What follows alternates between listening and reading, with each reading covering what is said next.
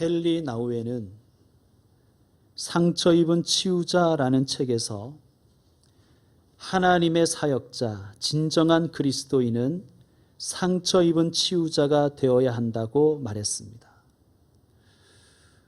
조개 속에 모래알이 들어가면 상처가 생깁니다.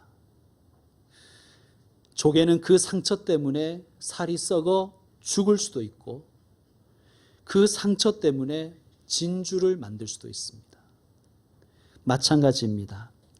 사람은 상처로 인하여 파괴될 수도 있지만 그 상처로 인하여 다른 사람을 돕는 치유자가 될 수도 있습니다.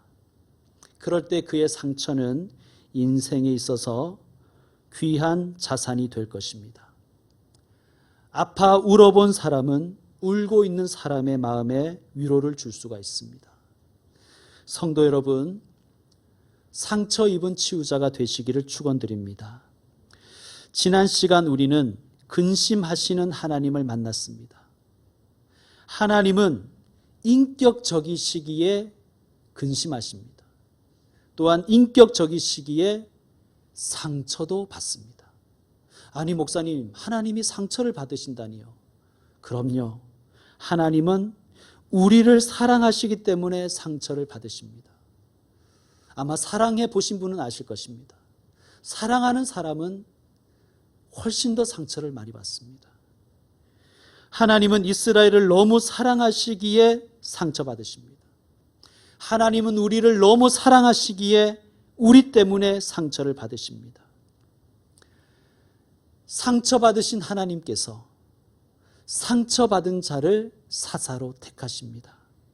7절을 보시면 사사 입다가 아직 사사가 되기 전에 길르앗 장로들에게 이렇게 말합니다.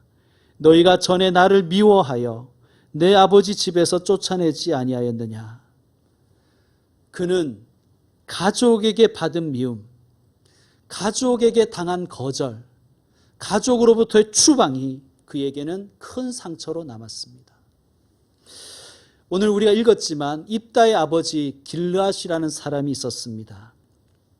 그가 기생, 정확하게 말하면 매춘부입니다. 기생에게서 아들을 낳았고 그의 이름을 입다라고 하였습니다. 쉽게 말하면 혼외자였다는 것입니다. 이복 형제들은 그를 형제로 인정하지 않아요. 엄마는 기생에다가 첩이고 이 입다는 서자, 좋게 말해서 서자지 혼외자인 이 사람. 자라는 동안 그는 아마 엄청난 미움과 멸시와 차별과 구박을 받았을 것입니다. 결국에는 집에서 쫓겨났습니다.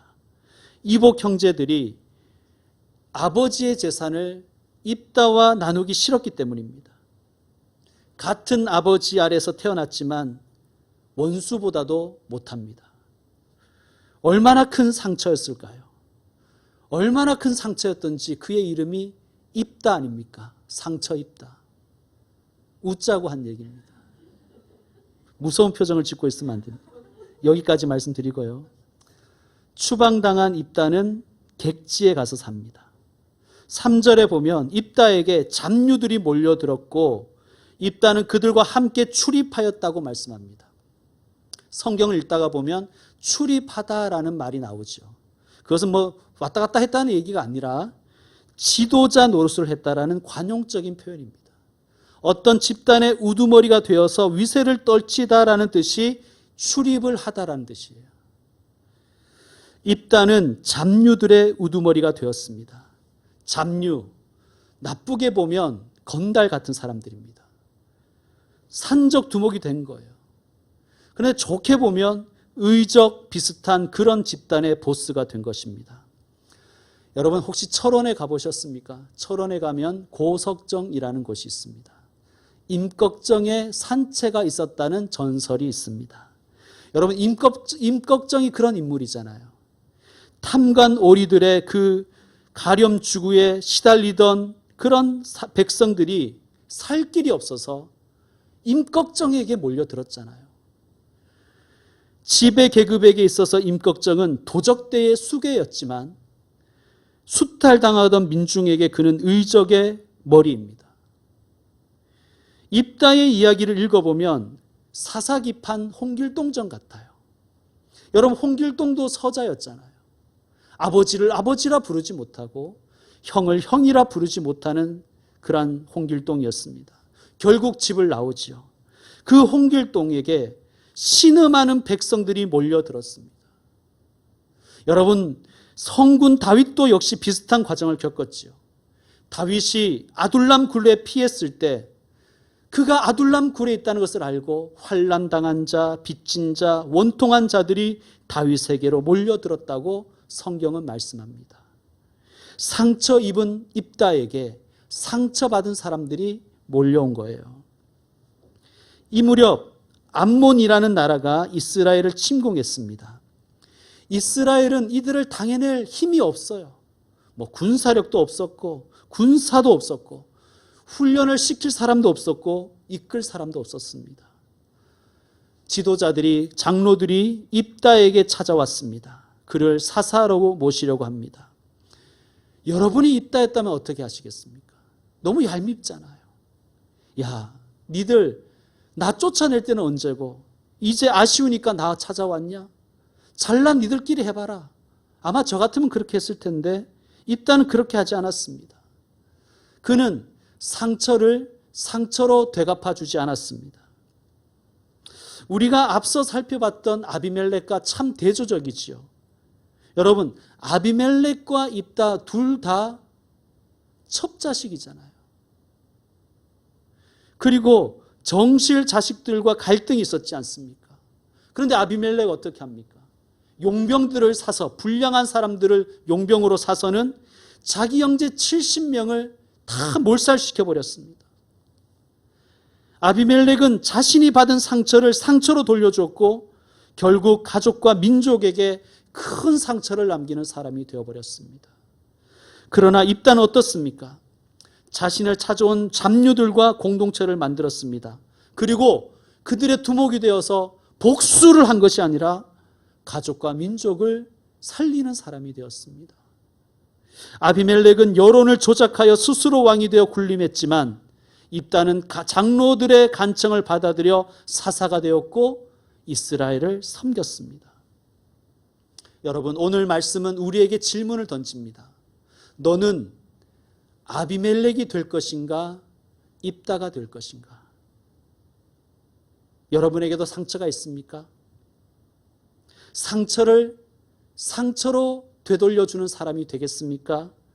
비록 받은 상처가 있지만 그 상처를 주님 안에서 건강하게 해결하고 오히려 다른 이의 상처를 치유하는 상처 입은 치유자가 될 것입니까? 우리가 인생을 살다 보면 상처받을 일이 참 많지요. 부모에게도 상처받고 자녀로부터도 상처를 받습니다. 친구로부터도 상처받고 또한 배우자로부터도 상처를 받습니다. 그리고 안 그래야 될 것 같은데, 안 그럴 것 같은데 이상하게도 교회 안에서도 상처받는 분들이 많습니다. 우리 교회는 아직 그런 말을 하시는 분을 제가 못 만나봤는데요. 다른 교회에 있을 때는 참 많이 만났습니다. 목사님, 나 쟤 때문에 상처받아 못 살겠어요. 저 상처받아서 이제 안 할 거예요. 상처받아서 교회 안 나올 거예요. 나 상처받았네, 너 상처받았네, 우리 상처받았네. 여러분, 이상하게도 교회 안에 상처받았다는 말이 너무 많아요. 여러분, 우리 사회 속에 살면서 살 때 상처받았다는 얘기 하십니까?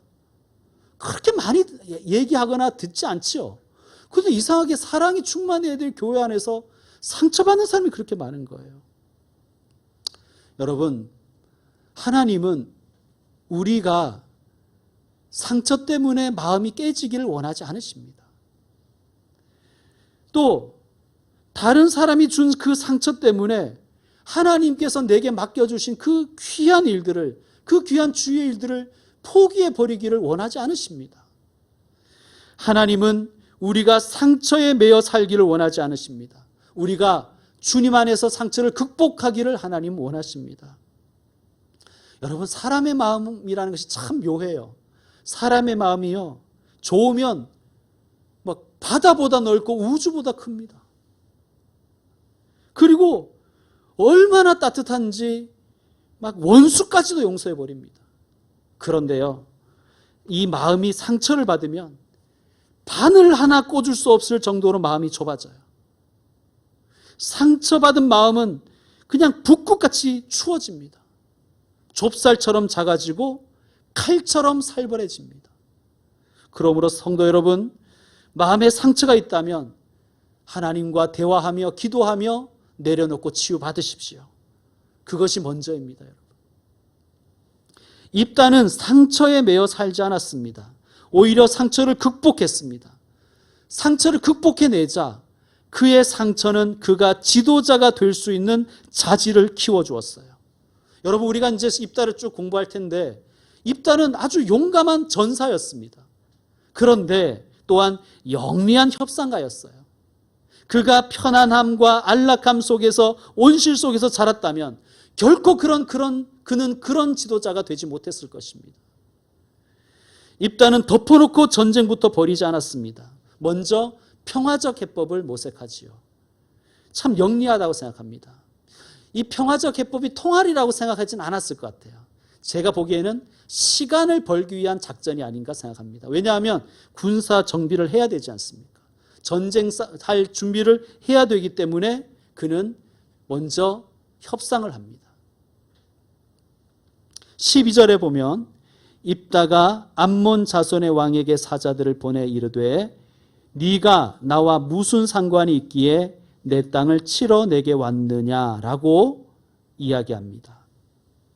여러분, 이게 뭐냐면 암몬 왕이 이스라엘 땅에 침략해 와서는 이 땅이 원래 자기네 땅이었다고 우기는 상황이라는 거예요. 자, 여기에 대해서 입다가 세 가지로 반박을 합니다. 첫째는 역사적인 사실로 논증하는 거예요. 15절에서 22절이 그 내용인데 입다가 아주 조목조목 팩트를 체크해 줍니다. 이스라엘이 애굽에서 나와서 광야를 거쳐서 가나안으로 들어갈 때 여러 민족이 살고 있는 땅을 거쳐가야 했겠죠. 전체를 설명드릴 수는 없고 지금 요 문제가 된 지역만 제가 말씀드리겠습니다. 홍해 옆에 아르논 강이라는 것이 있어요. 아르논 강. 이 무척 아름다운 강입니다. 그리고 그 외에 그 위에 야복강이 있어요. 여러분, 그 야곱이 기도했던 그곳 야복강. 야복강은 요단강의 지류라고 볼 수 있으니까 그러니까 야복강이 흘러서 요단강으로 들어가는 거예요. 자, 아르논강과 야복강이 있고요. 이 아르논강 밑에 에돔이 살고 모압이 살았습니다. 이름이 여러 개 나오니까 좀 헷갈리실 거예요. 그리고 아르논강과 야복강 사이에 아모리라는 나라가 있었어요. 아모리. 그리고 야복강 위에 암몬이 있었습니다. 암몬. 지금 침략해온 이 암몬. 자, 이렇게 되어 있는데 이스라엘이 광야를 지나서 이제 에돔과 모압 땅에 이르렀습니다. 그래서 사신을 왕에게 보내서 그 땅을 평화롭게 통과하게 달라고 요청을 했습니다. 그런데 암몬 왕도 거절하고 모압 왕도 거절하는 거예요. 괘씸하지요. 그러나 이스라엘은 우회의 길을 선택합니다. 왜냐하면 그들과 전쟁하기 싫었기 때문이에요. 에돔과 모압은 이스라엘과 먼 친척되는 그런 관계이기 때문에 친척과 싸움하기 싫어서 우회의 길을 통과해서 아르논과 야복 사이의 땅으로 들어갑니다. 거기에 누가 있었다고요? 아모리 족속이 있었어요. 아모리 족속의 왕 시온에게 또 사신을 보내는 거예요. 우리가 평화롭게 통과할 테니 우리를 통과하게 해달라. 그런데 아모리 왕이 거절을 해요. 그런데 거절만 한 것이 아니라 선제적으로 이스라엘을 공격합니다. 그래서 전쟁이 일어나죠.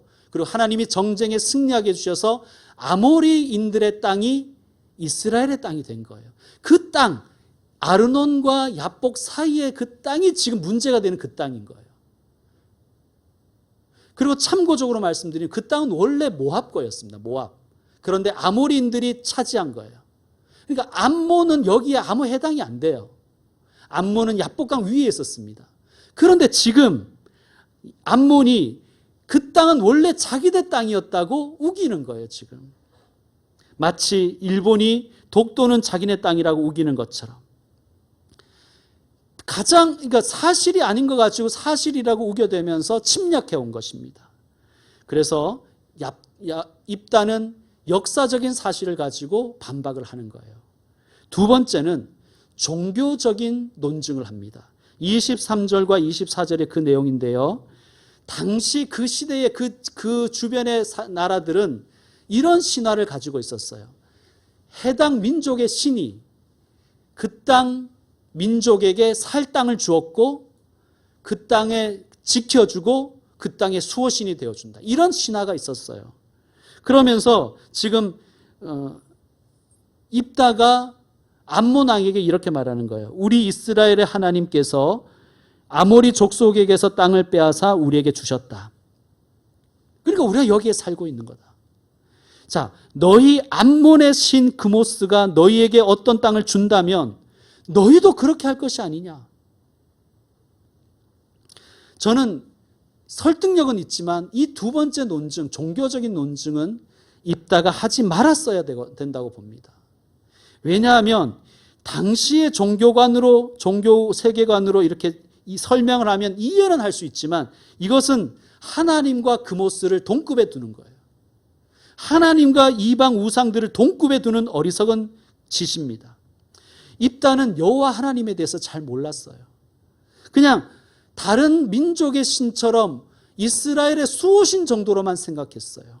여러분, 하나님은 유일하신 참신이시며 모든 민족을 다스리는 분이신 것을 우리는 믿어야 됩니다. 자, 다음에 다룰 입다의 서원이 있어요. 입다가 서원한 사건, 아주 유명한 사건인데 이 입다의 서원은 아주 최악의 서원이었어요. 이 서원을 하게 된 그 계기가 아마도 이 사람의 이런 종교관 때문이 아니었던가 우리는 추측을 해봅니다. 그건 다음 시간에 다루고요. 세 번째는 국제관계적인 논증입니다. 자, 아까 이제 설명을 드렸는데 아르논 강과 야복강 사이의 땅을 이제 이스라엘 차지했잖아요. 그러면 거기에 대해서 지금 300년 정도 이스라엘에 살고 있는 상황이에요. 그런데 그 땅의 원주인인 아모리 족속도 그 땅 내놓으라고 하지 않았고 심지어 그 전에 주인이었던 모압도 그 땅은 우리 땅이니 돌려달라고 하지 않았다는 거예요. 그러니까 국제관계적으로 그 땅은 이미 이스라엘의 땅으로 인정을 받고 있다는 거예요. 그런데 너희가 300년 동안 가만히 있다가 지금 와서 그 땅 내 땅이라고 달라고 하느냐? 말도 되지 않는다라고 억지 부리지 말라고 논박하는 것입니다. 여러분, 세 가지 논증이 참 일리가 있지요. 참 영리하지요. 그러나 28절을 보시면 어떻습니까? 암몬 족속의 왕은 입다가 사람들을 보내어 말한 것을 듣지 아니하였습니다. 여러분, 악은요 호락호락하지가 않아요. 얼마나 준비가 잘 되어 있는지 몰라요. 우리는 진실을 말하고 평화를 추구해야 된다고 우리는 생각하죠. 그런데 그렇다고 해서 항상 우리 뜻대로 되지는 않습니다. 악은 우리의 생각보다 더 영리하고 교모하고 악하기 때문입니다. 물론 우리는 진실하게 살고 평화를 추구해야 되지만 궁극적으로 하나님께서 악을 다스려 주시기를 기도해야 됩니다. 하나님의 통치가 필요한 거예요. 우리가 말을 잘해서 우리가 혹은 착해서 우리가 평화를 추구해서 이 세상이 평화로워지는 게 아니에요. 물론 우리는 그렇게 최선을 다해야 되지만 하나님께서 이 땅의 악을 다스려 달라고 기도해야 됩니다. 그리고 하나님의 일하심을 믿고 하나님이 기뻐하는 방식으로 낙심하지 말고 그 거짓과 불의에 담대히 맞서야 되는 것입니다. 자, 이제 말씀을 마무리하겠습니다. 정채봉 시인이 이런 시를 지었습니다. 제목은 상처 없는 새가 어디 있으랴. 제가 끝부분만 읽어드리겠습니다. 일어나 날 잡구나. 상처 없는 새들이란 이 세상에 나자마자 죽은 새들이다. 살아가는 우리 가운데 상처 없는 새가 어디 있으랴. 성도 여러분, 살아있는 새에게는 다 상처가 있듯이 우리 가운데 상처 없는 인생이 어디 있겠습니까? 상처를 받은 것은 우리의 잘못이 아닙니다. 그러나 그 상처를 끌어안고 살면서 그 상처에 매여 나를 파괴하고 남을 무너뜨리는 것은, 내가 가진 상처 때문에 남에게 상처를 주는 것은 우리의 잘못이에요. 상처는 페인, 즉 고통이 될 수도 있고 게인, 즉 자산이 될 수도 있습니다. 상처는 미스, 즉 실패가 될 수 있지만 미션, 즉 사명이 될 수도 있습니다. 혹시 상처가 있으십니까? 상처에 매이지 마시고 일어나 믿음, 소망, 사랑으로 날아가십시오. 상처 입은 치유자 되시기를 주의 이름으로 축원드립니다. 기도하겠습니다.